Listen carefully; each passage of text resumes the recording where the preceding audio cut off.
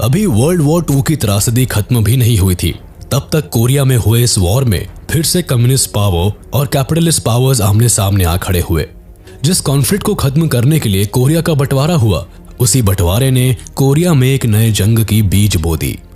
इस जंग में एक तरफ यूएसएसआर के स्टालिन और चाइना के माओ गवर्नमेंट का साथ नॉर्थ कोरिया को मिल रहा था, वहीं दूसरी तरफ अमेरिका और दूसरे रिपब्लिक कंट्रीज ने साउथ कोरिया की तरफ से हथियार उठाए।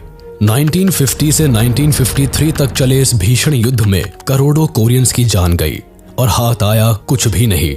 ना ही तो कोरिया का डिवीजन अबॉलिश हुआ और ना ही दूसरे बदलाव हुए, लेकिन इस युद्ध ने लाखों आम कोरियंस की जिंदगी को बदतर कर दिया। कोरिया चाइना और जापान के बीचों बीच मौजूद एक छोटा सा देश है।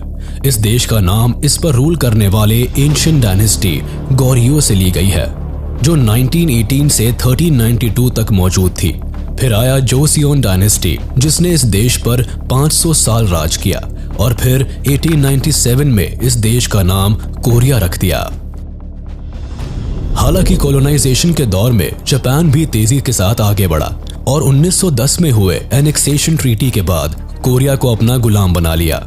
इसके बाद 1910 से 1945 यानी वर्ल्ड वॉर 2 में जापान के हार तक कोरिया जापान का कॉलोनी बना रहा। लाखों लोगों को जापान ले जाकर वहां पर गुलाम बनाया गया। इसके बाद जब सेकेंड वर्ल्ड वॉर शुरू हुई तो जापान ने जबरदस्ती कई कोरियंस, जिन्हें इस लड़ाई से कोई लेना देना नहीं था, उन्हें भी इस वॉर में झोंक दिया। उस टाइम पर इन लोगों को सिर्फ मैदान में लड़ना ही नहीं पड़ता था, बल्कि जापानीज आर्मी के लिए हर तरह के काम भी करने पड़ते थे। इसी दौरान कई कोरियन औरतों को आर्मी कैंप्स में रखा गया, जहां ये महिलाएं जापानीज सैनिकों का दिल बहलाया करती थी। जब वर्ल्ड वॉर 2 हो रहा था, तभी अमेरिका और यूएसएसआर के सैनिक कोरिया में जापान के खिलाफ लड़ रहे थे। इसी बीच अमेरिका हिरोशिमा और नागासाकी पर एटम बॉम्ब गिरा देता है, जिसके बाद जापान अनकंडीशनल सरेंडर कर देता है। जब ये युद्ध खत्म होता है, तब तक यूएसएसआर और यूएसए की आर्मी कोरिया के बीचों बीच पहुंच चुकी होती है। 1945 में ग्रेट अलायंस पावर ने वर्ल्ड वॉर 2 तो जीत लिया, लेकिन इस बात को नकारा नहीं जा सकता कि भले ही यूएसएसआर और यूएसए ने एक साथ मिलकर जीता हो, लेकिन उनकी इकोनॉमिकल एक्सपेंशन की सोच और स्ट्रैटेजी दोनों पोल्स अपार्ट थी। एक तरफ जहां यूएसएसआर पूरी दुनिया में कम्युनिज्म फैलाना चाहता था, वहीं दूसरी ओर यूएसए कैपिटलिज्म को न सिर्फ बढ़ाना चाहता था, बल्कि बढ़ते हुए कम्युनिज्म को रोकना भी अब अमेरिका का मकसद बन गया था। इसीलिए अमेरिका ने कोरिया को यूएसएसआर के हाथों नहीं सौंपना चाहा।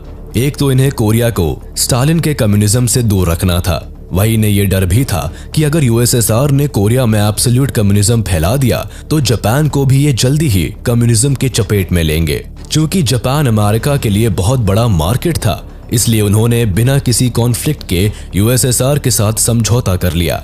इसी समझौते के तहत अमेरिका ने साउथ कोरिया और यूएसएसआर ने नॉर्थ कोरिया पर अपना अधिकार कर लिया।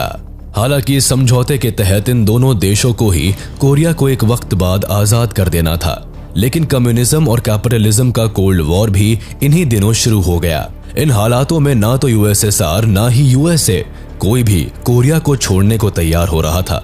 कोल्ड वॉर को और मजबूत करने के लिए 1947 में अमेरिकन प्रेसिडेंट ने ट्रूमैन डॉक्ट्रिन लॉन्च किया, जिसका मकसद था कंटेनमेंट ऑफ कम्युनिज्म। अमेरिका ने दुनिया के सभी डेमोक्रेटिक कंट्री को किसी भी ऑथोरिटेरियन कंट्री के इन्वेजन से बचाने के लिए पॉलिटिकल, इकोनॉमिकल और मिलिट्री असिस्टेंस देने का वादा कर रखा था, और इन्होंने डेमोक्रेटिक कंट्रीज को सपोर्ट देना शुरू कर दिया। अमेरिका ने यह भी प्लेज लिया कि अमेरिका किसी भी देश को कम्युनिज्म से बचाने के लिए अनकंडीशनल सपोर्ट देगा। इसी दौरान ट्रूमैन ने $13 बिलियन से यूरोप में मार्शल प्लान असिस्टेंस भी दिया था। अपने आइडियोलॉजी को आधार बनाकर नॉर्थ कोरिया में यूएसएसआर ने कम्युनिज्म फैलाना शुरू कर दिया और साउथ कोरिया में यूएसए ने कैपिटलिज्म मूवमेंट शुरू कर दिया। हालांकि इस पार्टीशन का असर कोरिया के लोगों पर अच्छा नहीं पड़ा। वो लोग रिवॉल्ट्स करने लगे, जिसे दबाने के लिए साउथ कोरिया ने वायलेंट तरीके अपनाए। लेकिन फिर भी जब रिवॉल्ट खत्म नहीं हुए तो अमेरिका ने यूनाइटेड नेशंस को साउथ कोरिया में इलेक्शन करवाने के लिए इन्फ्लुएंस किया, जिसके बाद यूनाइटेड नेशंस के प्रस्ताव पर साउथ कोरिया में चुनाव कराया गया और इसी इलेक्शन में साउथ कोरिया के प्रेसिडेंट चुने गए सिंगमैन री। ये अमेरिका में पले बड़े कैपिटलिस्ट सोच रखने वाले व्यक्ति थे। वहीं नॉर्थ कोरिया ने इलेक्शन का प्रस्ताव ठुकरा दिया और वहां स्टालिन के सपोर्ट से किम इल संग नॉर्थ कोरिया के प्रेसिडेंट चुने गए। अब री के प्रेसिडेंट बनने के साथ ही साउथ कोरियाई गवर्नमेंट ने कम्युनिज्म को खत्म करने के लिए लेफ्ट विंग सपोर्टर्स के खिलाफ कार्रवाई शुरू कर दी। वहां के लोगों को जबरदस्ती जेल में डाला जाने लगा और किलिंग्स होने लगी। लेकिन वहां के लोग तब भी कोरिया के डिवीजन को रद्द करने के लिए रिवॉल्ट्स करते रहे। तभी साउथ कोरिया में कुछ ऐसा हुआ जिसने कोरिया जंग को जन्म दे दिया और ये घटना थी Jeju island massacre. Jeju island South Korean peninsula में स्थित था, जहां के लोगों को कोरिया में हुए पार्शियल इलेक्शन और कोरिया का पार्टीशन पसंद नहीं था। यहाँ के लोग कम्युनिज्म को सपोर्ट करते थे, जो कि री के लिए नागवार था।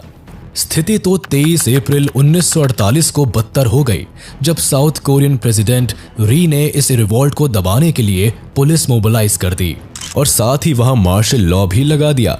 वहां बड़े स्तर पर मारकाट हुई। जेजू आइलैंड में ऑलमोस्ट 3000 लोग मार दिए गए और मैसेकर का दोष साउथ कोरिया ने नॉर्थ कोरिया पर लगा दिया।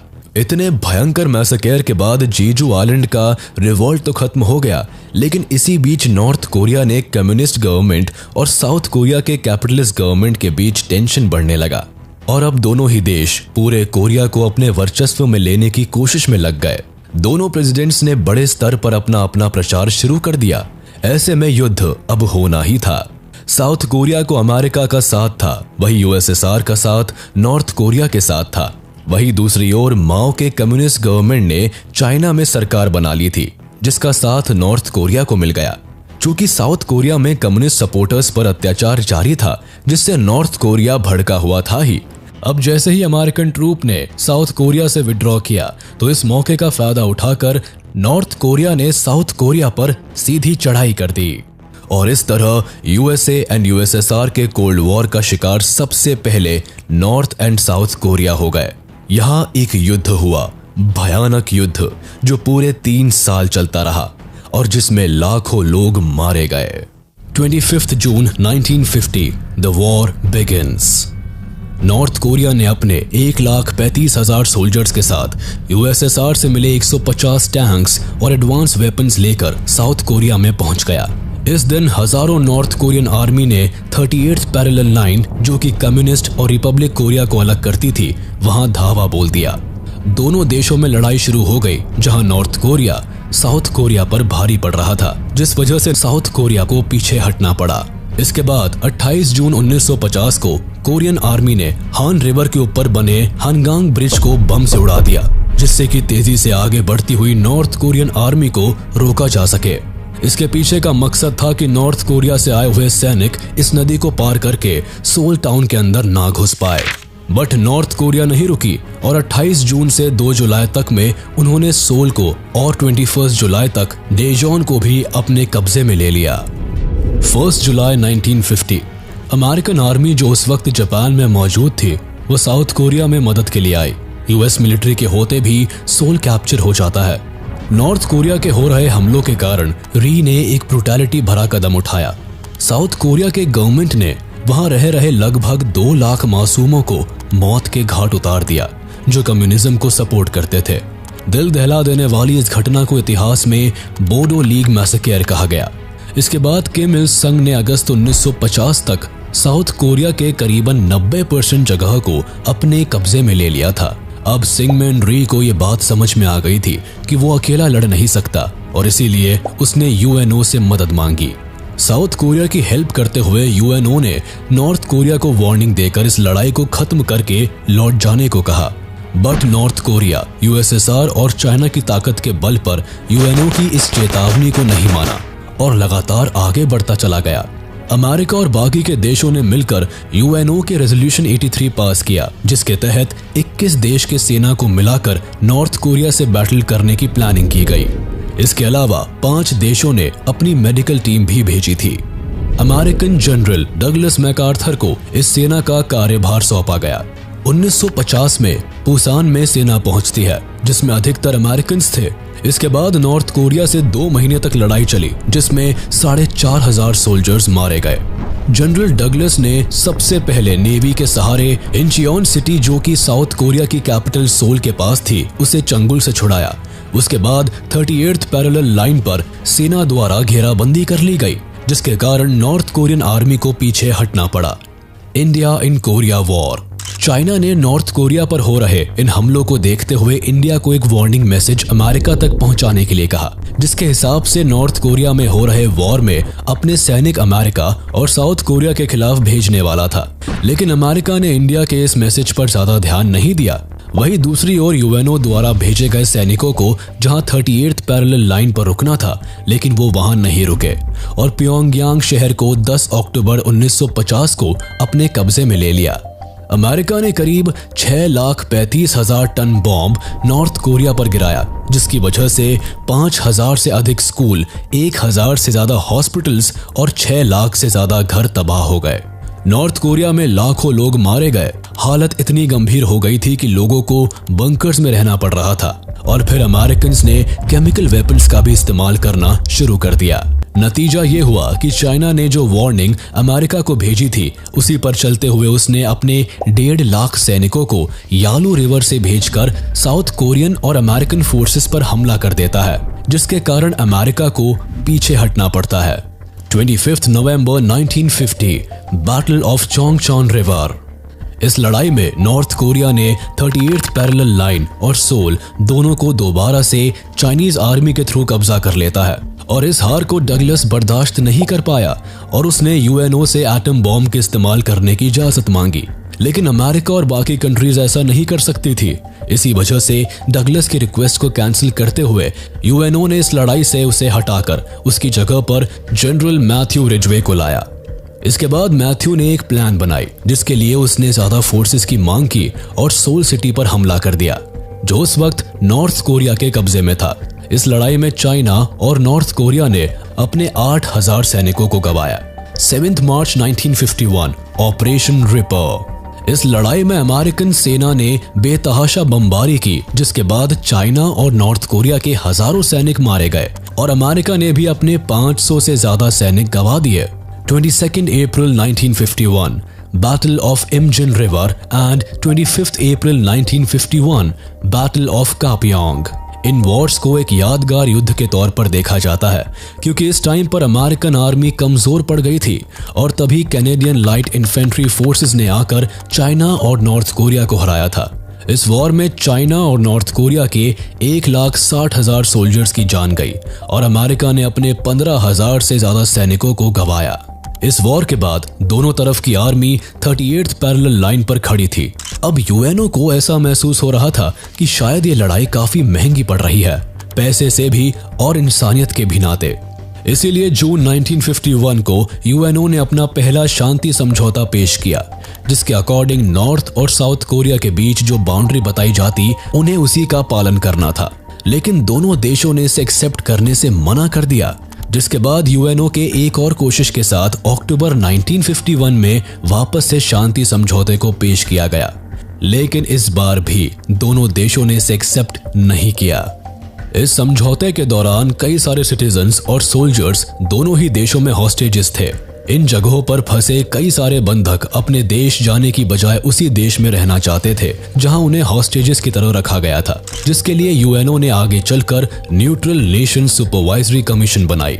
समझौते की बात होने के दौरान भी कई सारी लड़ाइयां लगातार होती रही, जैसे जून 26, 1952 को वेस्ट सेंट्रल कोरिया में बैटल ऑफ ओल्ड बॉल्टी हुआ। फिर 2 जुलाई 1952 में कंगाओ री में ऑपरेशन ब्लेज को अंजाम दिया गया। इसके बाद 2 अगस्त 1952 को पैनमुनजोम में बैटल ऑफ बंकर हिल हुआ।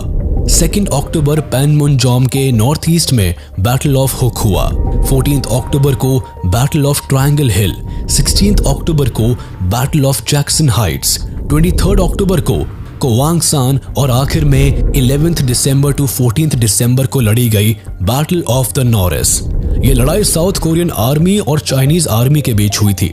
लगातार इतने लड़ाइयों से हो रहे बर्बादी को देखकर यूएनओ ने 1953 को इस लड़ाई को सुलझाने का रास्ता निकाला। सबसे पहले यूएनओ ने दोनों देशों का ज्योग्राफिकल डिवीजन करना जरूरी समझा, जिसके लिए उसने 38th पैरेलल लाइन के ही करीब एक नई बाउंड्री बनाई जिसका नाम है द कोरियन डीमिलिटराइज्ड जोन।